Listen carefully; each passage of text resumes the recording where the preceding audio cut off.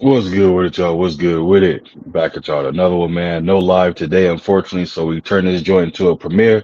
So my apologies, y'all, but I definitely want to make sure I stay consistent, man. Took the family out on a little staycation. So I wanted to make sure I get this content out to y'all. I'm gonna definitely gonna be paying attention to the chat. So y'all make sure y'all let me know when y'all in the house, man. And I'm gonna respond to each and every one of y'all. But we're gonna go ahead and dive right into it. So again, like I said, no live Friday, but we dropping a video, making it a premiere, so that way I can interact with the fam and keep this consistently thing rolling, man. Keep it rolling, keep it rolling.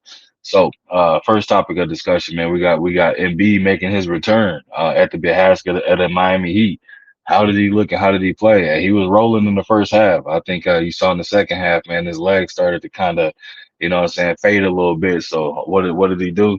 His you know what I'm saying, his partner, his Robin, you know what I'm saying, with him being Batman, his Robin came through and Maxi, you know what I mean, and he helped close that thing out for him. The Sixers team again with Joel Embiid being back, like I said, he looked good in the first half, which is to be expected, but obviously we know this basketball game is a long game, you know what I mean? So a lot of basketball to be played, being out for the extended period of time that he was out, it's hard to kind of keep your basketball legs under you and also keeping that conditioning, you know what I'm saying, on track and on point to go with that as well. So I think you got to see a little bit of that in the second half catch up to him.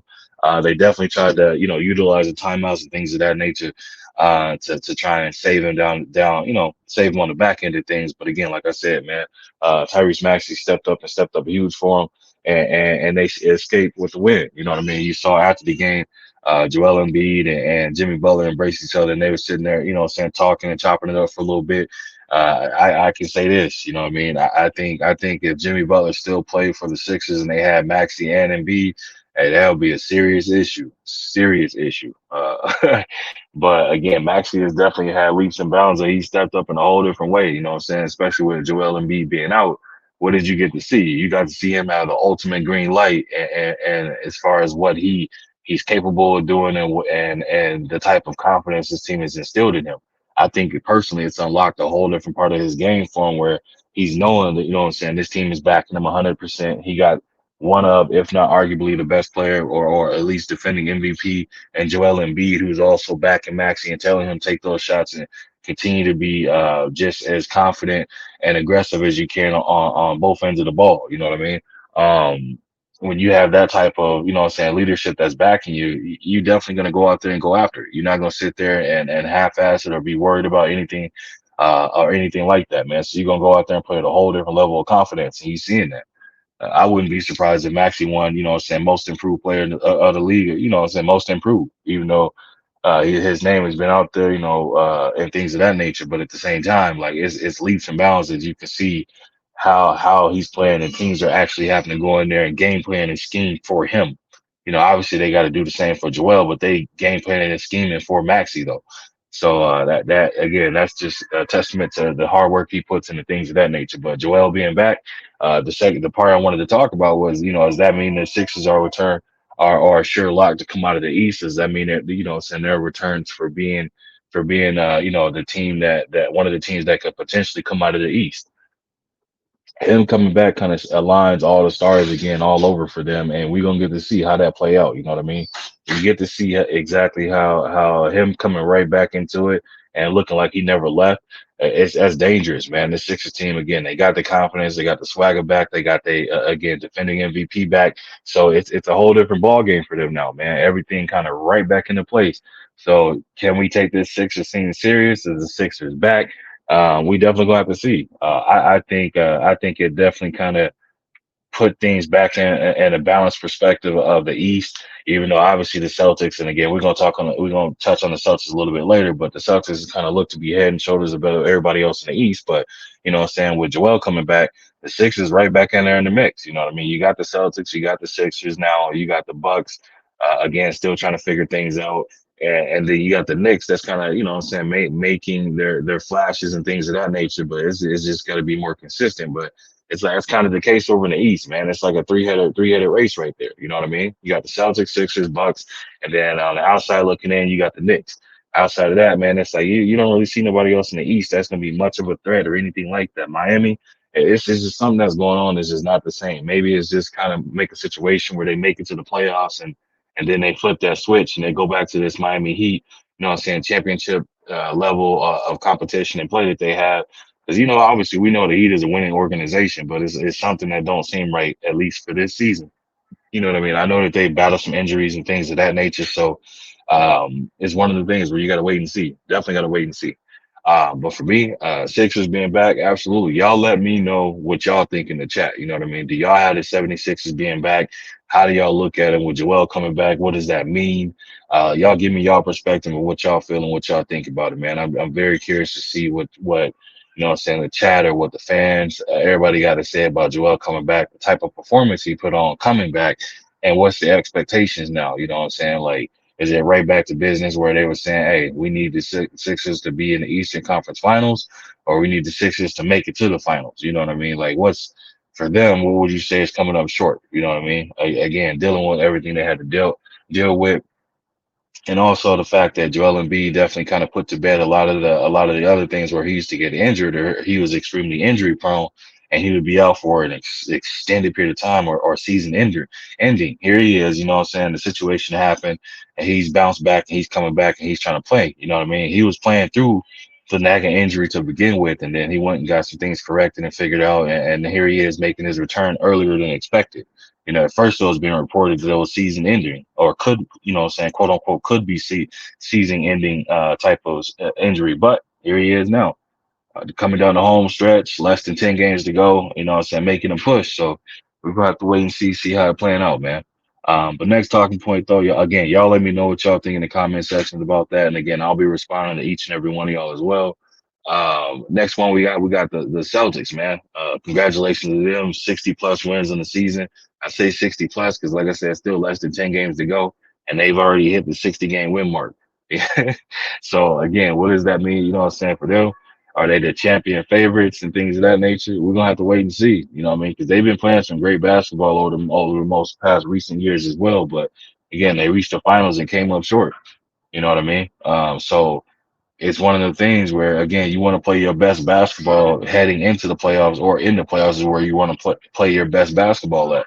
Having a good, you know what I'm saying, a great regular season scoring, you know what I'm saying, season record is cool and all. You know, it's good for your bravado or whatever you want to call it. But end of the day, if you don't get that ring, you know what I'm saying, to cap it off, it don't mean nothing. You know what I'm saying?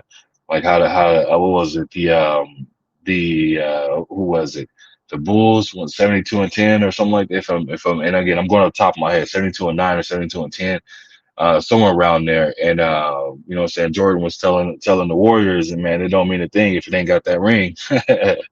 And we saw the Warriors when they had KD and they made that strong push, you know what I'm saying, going for that the regular season record, man, and they got that thing. So it's like it's one of them things where, again, you want to play your best ball going into the playoffs, or in the playoffs is when you play your best basketball, you know what I mean? So with the Celtics getting a 60 plus win season, are they the champion favorites? On paper, they definitely look like to be the considered the heavy favorite. Again, obviously the most wins in the season, they head and shoulders above the rest of the league as far as in the win column for having the best record in the league. But you know what I'm saying, is that going to win you a championship? You know what I'm saying? We got to wait and see. For me personally, I would say they're the favorite to come out of the East, but to win it all, no. You know what I'm saying? Because they've been there time and time and again, and they've came up short each and every time. So I don't have that same confidence to look behind this team and say, oh, you know what I'm saying, I know they're going to do well. I know they're going to do this and things like that's going to happen or this and that. Because you know what I'm saying, they show me nothing but, you know what I'm saying, the opposite. You know what I'm saying, they come up short in the biggest moments. So I'm not going to say they're the favorite of someone. I've seen the opposite of it every time they've had the opportunity to kind of go up there and cement themselves and snag a championship. You know what I'm saying? So for me, I'm going to say no. Y'all let me know what y'all think in the comment section. Do y'all have the Boston Celtics being the championship favorite, or who do y'all have the favorite coming out of the East? And how do y'all feel about the, you know what I'm saying, having 60 point, or not 60 point, but having a 60 win season? You know what I mean? Like, how do y'all feel about that? Does that mean anything to anybody, or is that just kind of, again, the 60 wins? It is what it is. It don't mean nothing if it ain't got a ring. You know what I mean? Y'all let me know what y'all think in the comment section on that. And then next point up after this, man, we got the Rockets. So they won 11 straight. They dropped their last three on a 3 game losing streak. So hey, have the Rockets lost some rocket fuel? You know what I'm saying? Like what's going on? And that loss to the Warriors was a major setback to their play-in hopes of catching the Warriors. You know what I mean? It not only did it give the Warriors, it was a double-edged sword for them. You know what I'm saying? It sliced them in a way where the Warriors got up one and the Rockets dropped down one, and they dropped directly to the team that they're trying to, you know what I'm saying, trying to catch as well. So it definitely had a huge impact on them, and they're running out of time. And with the Warriors win and the Rockets lost last night, it almost sealed the coffin for them. You know what I mean? So what's going on with the Rockets? We are who they thought they, you know what I'm saying? We are who we thought they are. You know what I mean? Like no disrespect or anything, but it's just like, y'all were hot for a minute, but you know what I'm saying, the 3 game losing streak shouldn't be anything of a surprise because they've had a few of those all throughout the season as well. So it kind of cooled down, came, what I'm saying, came back down to earth. And what I'm saying, and we're seeing that at this point right now. You know what I mean? That's what we're getting to see. So they need to win. They need this win tonight versus the Heat in order to get themselves at least inching close again.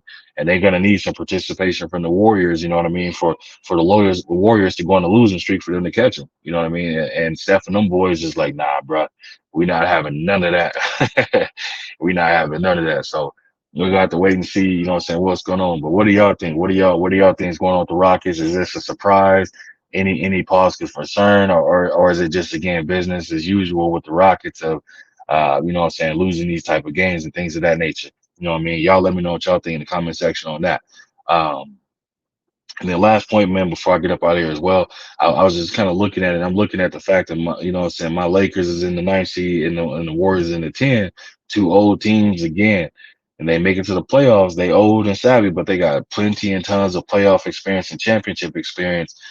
They gonna be dangerous in the playoffs, man. If they make the playoffs and they knock out the 7 or 8 seed, you know what I'm saying? Obviously we got the play in, but if they knock out the 7 or 8 seed and they make it in, hey, don't be surprised if you see some shake up because at the top of the helm, you know what I mean, you got what OKC, Denver and Minnesota, you know what I mean, that's sitting up there at the top of the throne right now in the West. And it's like, any given night for at least two out of those 3 teams, you know what I'm saying? The Warriors or the Lakers could knock off either one of those teams. So you could see some old faces in new places, meaning some old faces making it deep into the playoffs, and we find ourselves having an argument about so who the quote unquote goat and all that kind of jazz is because you got two of the oldest teams that could potentially make a deep run. You know what I mean?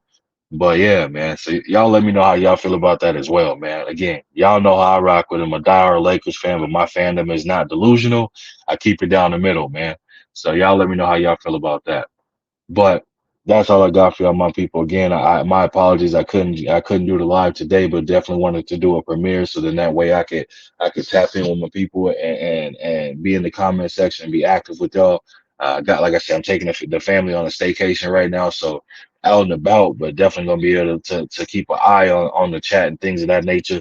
Was definitely looking forward to cooking on these talking points with my actual people because again, I feel like there were talking points that start that great basketball conversations, but it is what it is, man. Y'all know what it is. We're gonna be back next Friday, locked and loaded, ready to go. Playoffs are around the corner, so y'all stay on the, you know what I'm saying, stay on the lookout for everything I'm gonna have dropping. Daily content, prediction videos, individualized, or I'll probably keep my NBA quick hits you know what I'm saying, volume series going. But when it gets to the conference finals, then I probably will drop it down to individuals or I'll start doing lives on those games.